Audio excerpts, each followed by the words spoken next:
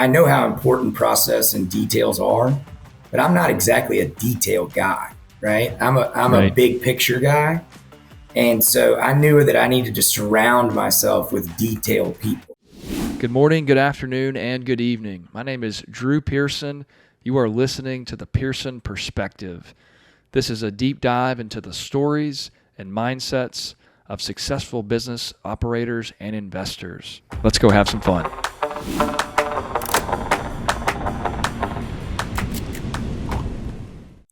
All right, everybody. I am here with my good buddy, Garret out of Baton Rouge, Louisiana. Gaines, thanks so much for coming on the show today. Hey, thanks for having me. I'm excited to be a part of it. Yeah, Gaines, Gaines and I have known each other for a long time. We were roommates shortly after college. We actually got into our first business venture together, which was a Sno-Ball Stand, believe it or not. It's hot in Louisiana, and we like lots of snowballs. But Gaines, I just want to thank you, man. Over the years, you've really helped kind of formulate my understanding and knowledge of really business and processes. You've showed me EOS, which has really been fundamental into my business and growth. And so, man, thanks so much just for all your help and guidance over the years. Well, likewise, Drew. You know, you've always been a tremendous resource for me, and a sounding board. One of the most difficult things to do, especially when you're young in this business, is you don't have a whole lot of people you can talk to that aren't much older than you, that aren't going through those growing pains, that are sort of more at a peer level, right? Mm-hmm. And so we have a few buddies that we're fortunate enough to be able to do that with, and I've always been thankful that I've had you. So, well, thanks, man. I know LSU football starting this weekend. Probably the best tailgater at LSU is Gaines' dad, Dr. Marty Garret. He's just a rock star. So thanks, Dr. Marty. Yeah. It's a good spot to be on Saturdays. So. It is, or Sunday as this weekend would be. So let's chat about, you're in the paper shredding business, the fuel service business. How in the world did you get started in those? And we want to hear your story, man. Yeah. So you touched on it, briefly. It kind of all goes back to when we were in college and right out of college that, we were rooming together, and I was in MBA school, and we were, just both of us always had an interest in learning more about business. And so we went out and bought a Sno-Ball Stand and figured out hiring and how to pay payroll taxes and sales tax and, forming LLCs and, just sort of the mechanics of the things that people don't think about beyond the idea. Right. And I was able to, kind of take that and transition that into, all the businesses down the line. The Sno-Ball business was a great business, cash business. You got to love that. But got to. We had a lot of fun doing that, and I learned a lot, through that process. Very quickly thereafter, we started, me and a couple other guys that Andrew Chidlow and Corey Coughlin, and with the help of Adam Lillick, founded KC Kayaks. And that was a fishing kayak manufacturing business is what it started out as. And so, we really believed in the trajectory of that sport. And when we started that, you could go down to the coast and, maybe see one other kayak fisherman in the whole weekend. And now it's just, as a sport, has exploded. So that was 2009 that we founded that company, and, learned a ton. We had a lot of successes. We had a lot of failures. We were, I guess I was 24 at the time, so right. Never have had a W-2 paycheck, in all these years. Right. So, I think, just kind of growing up, in that mindset and in that lifestyle of, you got to go out, make it happen. You really feel the wins, you really feel the losses, has helped me over the years kind of develop a mindset of, focusing on process and not so much on outcome, We did not have a great outcome with that business from a standpoint of financially, right? Mm-hmm. But, you know, the outcomes that it's led to for me have been, tremendous. So learned a ton. That's awesome. And you've still been able to maintain great relationships with all those guys in the business, which I always commend you for. They're still some of your best friends today. Absolutely. Yeah. And look, it wasn't any one person's fault or one decision made. And we were, I always tell people we were right. I mean, we were right 100%. about what was going to 100%. happen. Yep. We were not prepared to fend off the Hobies and the Jackson kayaks and, the guys that just had so much more market penetration, distribution, had the sport come along more slowly, like we thought it might, we might have been in a better position. But it exploded, and and when all the major folks entered into the market, it became very difficult for us to compete at a marketing level. Right. Marketing and price, if I had to guess. That's the first time, Drew, though, that I really learned what it was like to pivot, and which I think is just so important in business in general, right? Absolutely. It's just that ability to pivot. And we ended up making all kinds of cool plastic stuff, and we're able to, eventually exit that business without, it affecting our ability to move on with our lives and be successful in other ventures. And so exited that business in late 2017, early 2018. And earlier in 2017, my stepdad had asked me to come help him with his shredding business. And so he either needed to get it ready to sell or needed to grow it. And so I said, sure, I'll come take a look, and kind of started off in a consulting role. And we ended up, rather than selling it, we ended up acquiring our largest competitor. Wow. In the Baton Rouge area. And that really springboarded us to, where we are today, which is, just closed an acquisition yesterday with a guy in the Dallas region. And we're at 28 trucks from East Texas to Tampa, Florida, kind of covering most of the Southeast. And in addition to that, we do over 50 VA healthcare centers throughout the country. And so really, really been an exciting, growth period through that. But a lot of the lessons we learned from getting our butts kicked a little bit on the kayak side, carried on to that. And what do you think is one of those two of those lessons that you're like, wow, we've learned from that, and we can kind of transition that to the next business? Yeah. I think it's people, having the right people, but also having the right people behind the project, right? So, when we started looking at, okay, we're going to go out and we got to raise money to do something, or we got to raise money to take the next step. I learned that not all money is equal, right? And what I mean by that is we had very great backers that believed in us, and it was extremely important.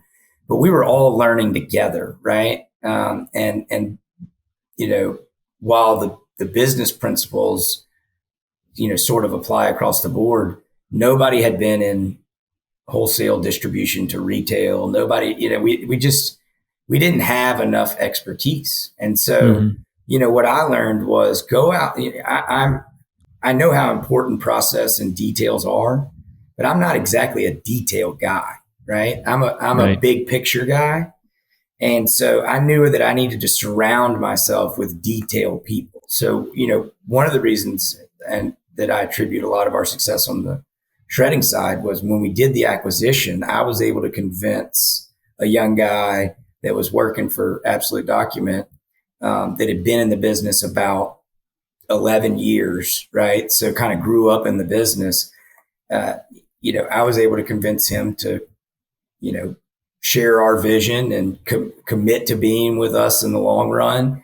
And I'm able to turn over so many of those day-to-day details to him and trust that he's going to execute on them because he has the experience, And so whether it's from the investor side or from the people side, as long as they fit your values and they commit to the vision that you're laying out, having those people that are experts in the field is just critical. And so I've made it a point, to try to collect as many of those experts in their field as possible as we've scaled these other businesses.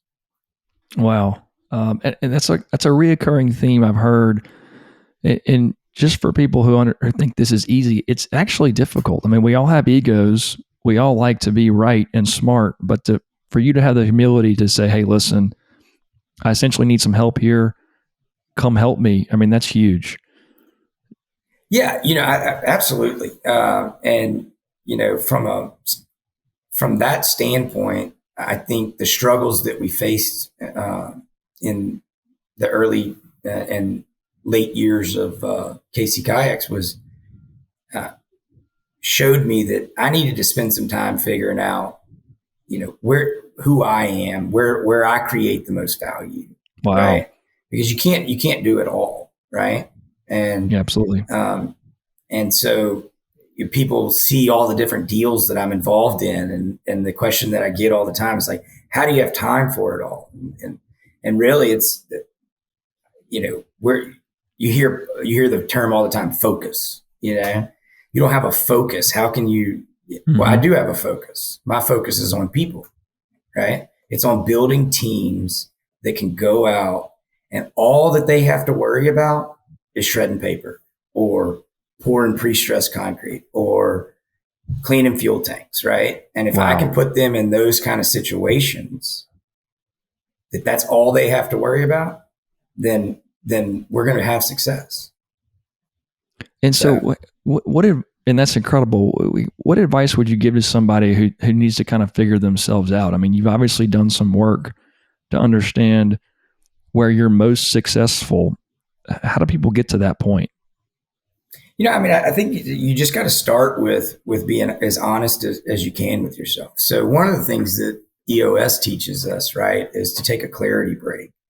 And I try to do that as often as I can. And that's just sitting down with a blank pad, not an iPad, not some digital tool, yep. A piece of paper that's completely blank and a pen. And you can't get distracted. You can't, there's no alert to let you know that an email's popped up or, mm-hmm. and you just sit there with your thoughts long enough to really,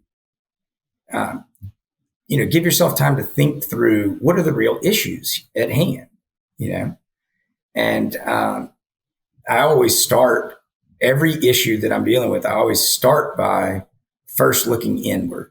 Okay, how am I making the situation better or worse? Right. Wow. And if I can answer that question, then it starts to lead me down a path to resolution.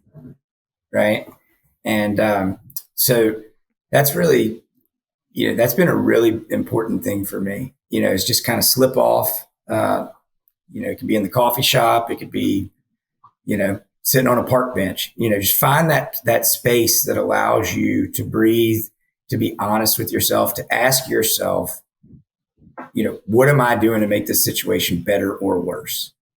And sometimes we find that even with our best intentions, we're making it worse, right? Right. Yeah. And it's time to extricate yourself from that, right? And say, I need to let somebody else handle this because I'm disruptive in this environment, right?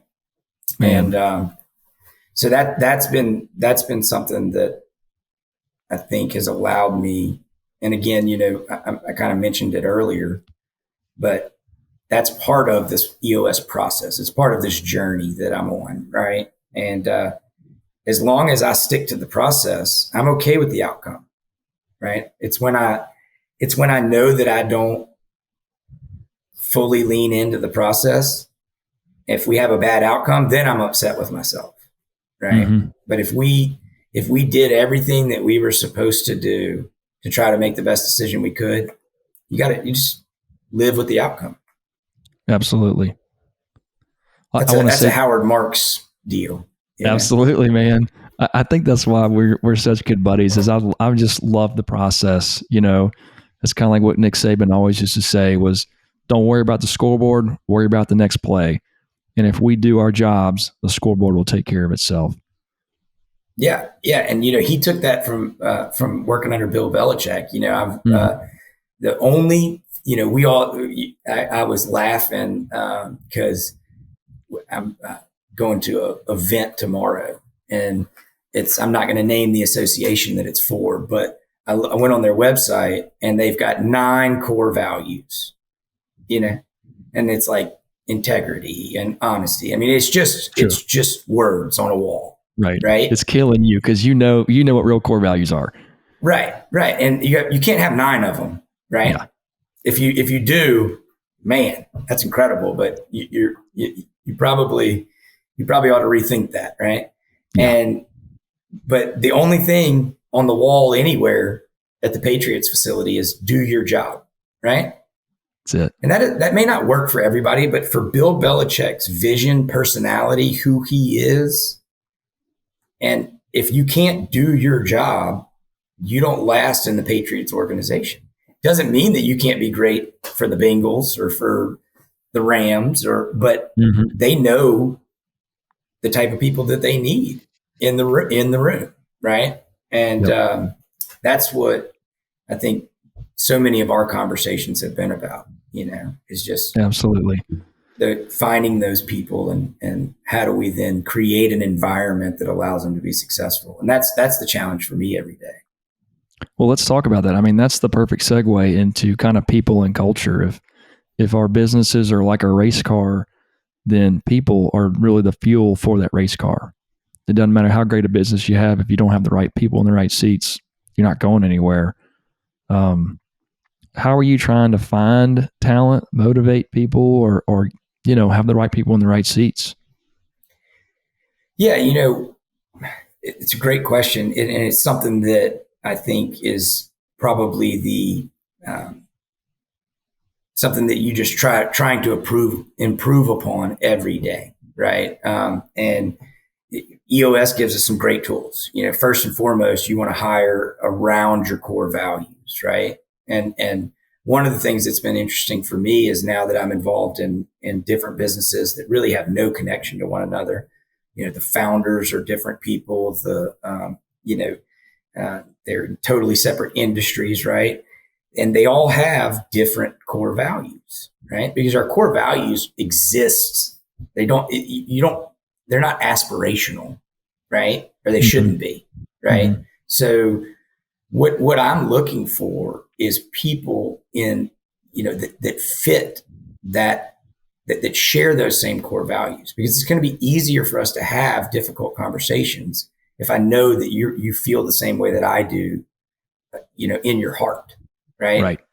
And so, I wish I could attribute this quote to somebody, but I always love the quote, your success in business will be directly related to the number of tough conversations that you're willing to have. Wow. Right. So the more tough conversations you're willing to have, the more success you're going to have. Right. Okay. We got to stop here. Wait. So how do you enter into these tough conversations? I'm an employee, a manager, a partner, or not meeting metrics or something. I mean, how do you open these dialogues up to have these? It all starts with, and I do know who to attribute this to. It all starts with, and this is Brene Brown, assumption of positive intent, right? If I enter into it and I make the assumption that you're doing the very best that you can in the situation that we're in, with the skill sets, the talent that you have, you're doing the best that you can. If I enter into that, then I'm not angry, right? I don't come into it resentful. And if you offer me the same respect of entering into it, that that I'm coming from a positive place and that we're trying to get better, then you can be demanding without being demeaning, right? And you can Wow. ask them to do things without making it a personal attack, right? Mm-hmm. And and and typically, if we share the same core values, you want to be better in that area, Mm-hmm. right? And so that's really it for me. Is just we're all human. We all get distracted from time to time. Whether it's and I'm at 95 or 100 employees across the platform. I don't know every one of them as personally as I would like to. When it was 4 or 5 of us, I knew if they were having problems at home or kid was sick or what. But so it's important for me not to walk in and just assume that everything's fine and they're slacking because they're a bad employee, right? Mm-hmm. So it starts there. It starts, and then that usually gets the conversation off on the right foot, right? And allows you to then really deep dive into what the problems are. And again, it's what am I doing that's causing this, right? Are you not getting something from me? Are you not getting some certain level of support from the organization? Mm. And unfortunately, sometimes you find out, you really don't share the same core values. And that's when it's time for that person to move on. The flip side of that is when you do have a person that shares your core values, and you mentioned this earlier, how hard it is to find that, right? How hard it is to get that many people rowing a boat in the same direction. Amen. You got to find a spot for them. I mean, and that's one thing that I wholeheartedly believe in, and I've been able to do more of since I have so many different seats on the bus now, right? But Mm-hmm. uh, there's not there's a lack of want to out there right now. Yeah. And when you find people that want to be good, that want to be part of an organization because they believe in what it's doing, you got to find a spot for those people. Yeah. Man. Yeah, you do. So I want to go back to this difficult conversation again. When you start this off, do you say, "Hey, I'm going to start assuming that you're doing the best that you can, and I mean no harm here"? Like, I mean, literally, how do we enter Yeah. into these? So most of the time we've had this conversation. If we haven't had the conversation of what assumption of positive intent means, we're going to have that conversation first, Just like we just did. right? Exactly. And and then we're going to let that be the foundation for the rest of the conversation, Yeah. right? And typically we're going to talk about we're falling down in one or more of our core values, right? I mean, we're struggling to live up to one or more of the core values. Again, outcome is important, but it starts from the process. And if you believe that the foundation of the process is having people Wow. in an organization that share your core values like I do, then I'm not talking about the fact that they're not getting their work turned in on time or their numbers are down. The reason the numbers are down is because you're lacking in one of our core values, right? You're either say in one of our organizations, we talk about teamwork all the time because it's just picking each other up all the time, right? And being willing to do that, right? Well, if you're falling down on that teamwork side, the results are gonna play out and they're gonna be negative, right? Mm-hmm. And so I try to direct everything back to that, and they know that going into it because when we hire them, that's all we talk about. Man. That's And why so you've been we successful and why you're going to be so successful. I mean, we're not talking about monthly metrics. We're talking about core values, hiring and firing around those. It's huge. absolutely, yeah, and the metrics, they take care of themselves. They really do. I mean, it's important we have them, right, and we Mm-hmm. monitor them weekly. We have numbers that we want them to tell us, we want them to predict a failure point in the future. That's the way that we look at numbers. We don't look at trailing numbers, right? So we want to look at it and say, at what point am I going to run out of capacity on this truck or with this many employees? Or at what point are we going to run out of cash if we keep, investing in things without getting a return on them? Or, so we're trying to look at everything and build our metrics around what is the future going to look like. And then, on a quarterly basis, we will look back and see how we did. But, we're trying to head those things off before they become an issue. And, that's why the right people core values piece is so critical at your leadership team level. You can't have people working against you at the leadership level, creating politics in the organization, right? Everybody that I work with on my leadership teams, they know the number one thing, we won't have the assumption of positive intent conversation if I catch you creating politics in the organization. If I catch you trying to create alignment for your view over the vision of the company, right? If any of your direct reports feel like they need to agree with me or agree with you, we've got a problem, right? That's the heresy. So, that's our cardinal sin right there. Exactly. It's just no politics. That's it. There's, we're not going to create factions in the organization and you see, that's just that's a toxic culture, So that's the, and once your team kind of understands the ground rules, it's easier to live by. Well, it sounds like it's a lot easier to live by if you're building these companies and you're hiring from the ground up. You're acquiring companies. I mean, how do you come in and have these conversations with tenured employees who have been at, a shredding company you've acquired or what have you? Yeah. So, a lot of what we do in our due diligence is make sure that there is cultural alignment. There are 550 independent NAID certified, which is there's a organization called I Sigma that is kind of provides oversight to the industry, because what we do is data destruction. So we have to do it in a certain way to make sure that there aren't data breaches for folks, right? So whether that's paper, hard drives, anything like that, we're backup tapes, we destroy all of that to protect data, right? Well, there's 550, AAA certified companies in the country. So I don't have to go buy all 550. I want to find the ones that already, their founder shares a lot of the same core values as us.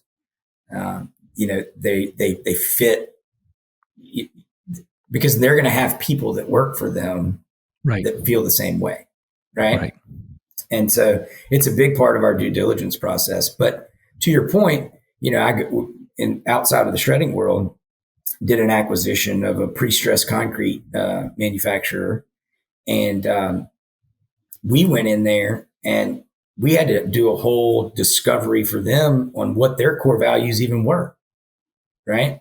And so then I'm not asking them to live up to my shredding company's core values. Now I'm saying, you guys laid these out. This is what y'all said was important to you, right? Wow. And now we get to have the conversation of you're not living up to your own values, not my values, not my shredding company's values, not my fuel company's values, your values, right? And we have to let them, again, they're not aspirational. They exist, right? So we're just calling them out. And so, what makes this organization different than any other organization in the same field, right? And so that's all we're asking you to do is live up to the values that you already have. And then, we're going to have some turnover in a typical acquisition. If whether it's a new deal that we're not in the space, or it's a deal where we're going to come in and share our values with you. And, you're going to have some turnover, but we start with making sure that founder, um, this deal in Sulphur Springs, for example, Alliance Document Shredding. Been talking to Jim for 2 years, right? Wow. Know what's in Jim's heart at this point pretty well, right? And typically the people that we acquire, we talk to them for that long of a period of time because they're worried about what's going to happen to their employees. Oh, this right? is such a good and topic. they would rather sell to me knowing that they're getting a owner that's going to take care of their employees than sell to Shredded or Iron Mountain or VRC, who's just going to consolidate their customers and go to their nearest facility, right? And so those guys will oftentimes take less money.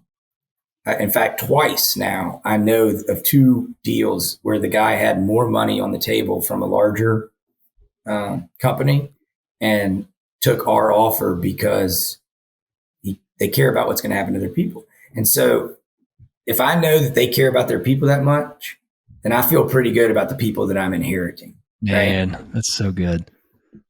What a testament to you and your reputation too. I mean, just congratulations that you can build those relationships and build that trust. You can't put a price on trust. So just hats off, man. That's incredible. Well, thank you. Yeah. I mean, look, it just do what you say you're going to do. Yeah. Right? Yeah. I mean, whether it works or it doesn't work, at the end of the day, and you brought up earlier, we had again, I don't even want to call it a failure, right? We had the struggles of the kayak deal, but everybody that was involved in that, I still talk to this day. We're still, because regardless of whether it was a financial success, you do what you say you're going to do. There's nothing to hang your head about, right? I mean, the outcome is what it is.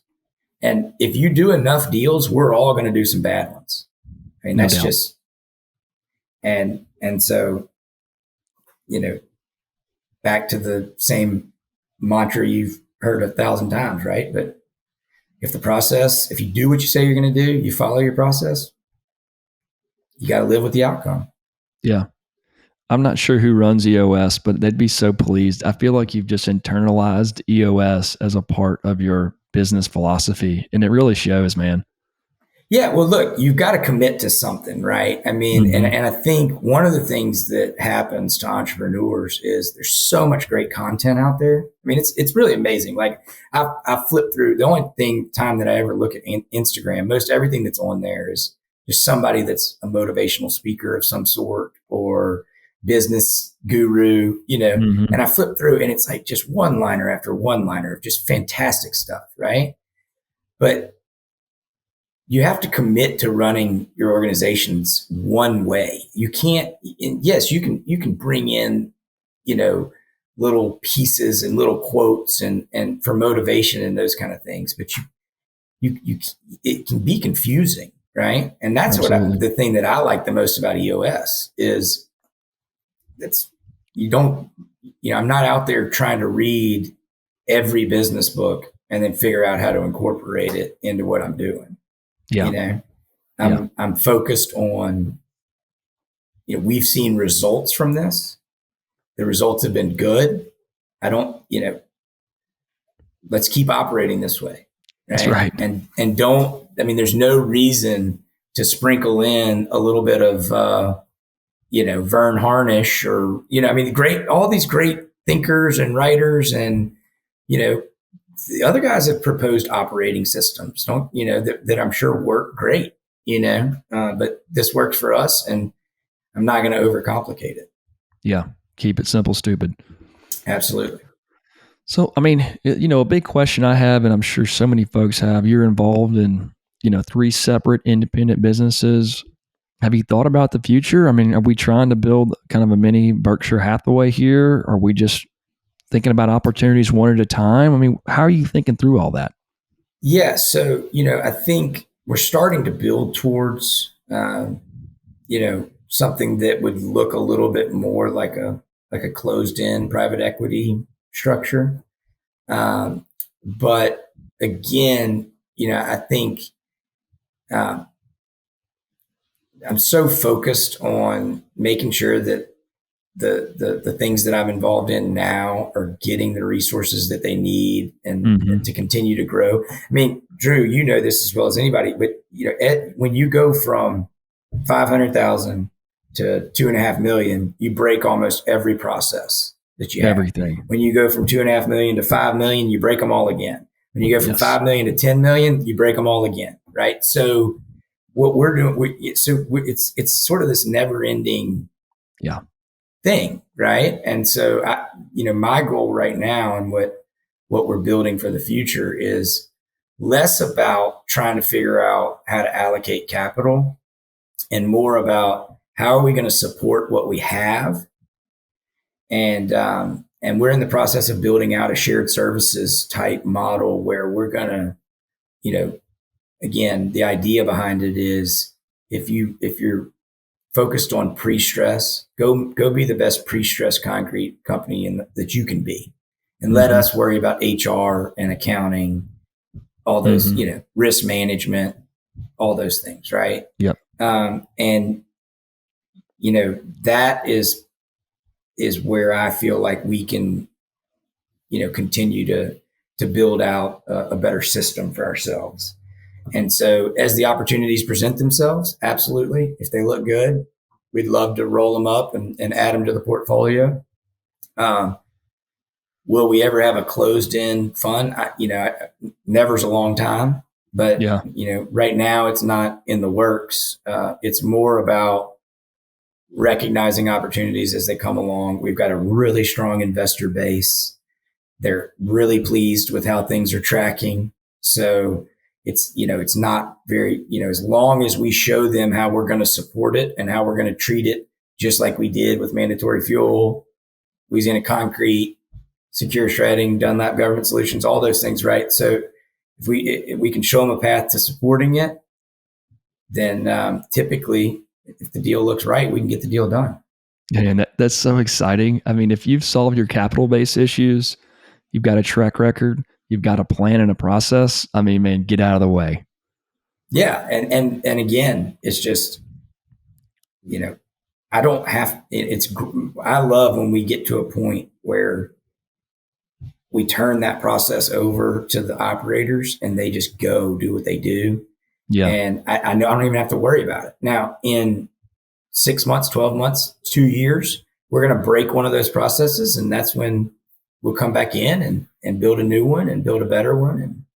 And, I think that's the value that we can add as a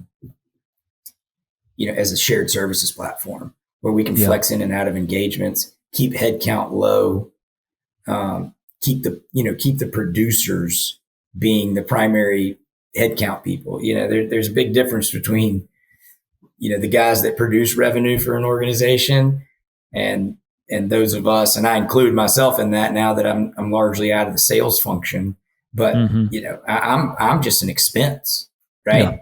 Yeah. Well, I want producers to be, the focus of each organization. Right. But I've found most great producers, they have a problem with the processes.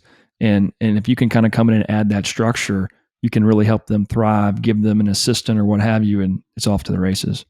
Absolutely. Yeah, no doubt. And most of the time they're so down in the weeds that they don't even have time to think about building a new process. Right. Right. I mean, we're converting the guy, this last acquisition, they're still handwriting paperwork tickets. Oh, what a great business. And it's like, okay, let's just get this into our software and we can eliminate that, daily chore. And, now we got more time to pick up the phone and find customers. And, so it's just we love when we see businesses like that we feel like, hey, one or two little is going to free up capacity, one or two little tweaks or pieces of technology that and that's the other thing that you get. Even though you're dealing in different industries, you get a high level of expertise in the technology tools that are out there. And most of those are scalable across all types of businesses, right? And so that's another component of this model that I think we're trying to perfect. Right. I just feel like there's so much low hanging fruit across the Southeast, Gulf South. It's not a Very sexy place. underserved. Very underserved. Yeah. Huge and transition. a lot of really good, strong core businesses, right? Yeah. There's nothing sexy about shredding paper, but guess what? I get paid when I pick it up, and I get paid when I take it to the mill. Man, that's beautiful. And we do 34% margins, on the bottom line. I mean, to show me some businesses that are doing that kind of margin. Yeah. So that's fantastic. It's yeah. I mean, none of it's sexy technology plays or what's going to be the newest, greatest app. Those have their place, but that's not where I feel like I can add the most value, and our team that we've built out. It's a blessing that these people have come together over the years, and we're really fortunate to have those people and hopefully put them in a position to be successful. I would really appreciate it if you'd leave us a review on Spotify, Apple, or anywhere you're listening or watching to this show. Thanks so much for joining us on this audio adventure. Let's go have some fun.